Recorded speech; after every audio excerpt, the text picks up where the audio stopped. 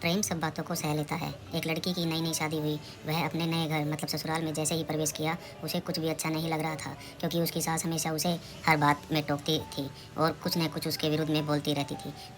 उसे अपने पिता का घर याद आने लगा। हर पिता के समान उसका पिता भी उससे बहुत प्रेम करता था। बचपन से जवानी तक पिता ने अपनी बेटी की सारी ज़रूरतों को पूरा किया था और बहुत लाडों से अपनी बेटी को पाला था।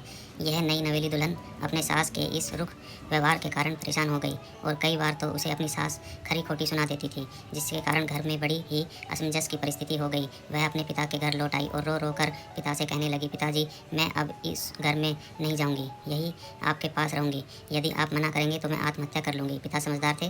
पिता ने बेटी को 2 दिन के बाद कहा, "बेटी, यदि मैं तुमसे एक बार जैसा कहूँ, क्या तुम करने को तैयार है? यदि तू इसके बाद भी कहेगी कि तू इस घर में मेरे साथ रहना चाहती है तो कोई बात नहीं।" बेटी ने पिता से कहा, "कहिए, लेकिन याद रखना यह अंतिम बार होगा कि मैं उस घर में जाऊंगी।" पिता ने कहा, "वहां जाकर जैसे ही तुम्हारी सास तुम्हें कुछ बुरा भला कहने लगे, तभी तुम अपने मुंह में एक कुल्ला पानी भर लेना और तब तक मुंह में पानी भरे रखना जब तक सासू माँ बोलना न बंद कर दे, और इसके बाद उस पानी के कुल्ले को नाली में थूक देना और फिर कुछ भी पलटकर मत कहना।" बेटी को कुछ समझ में नहीं आया, लेकिन बेटी तैयार हो गई। बेटी ने ससुराल जाकर ऐसा ही किया।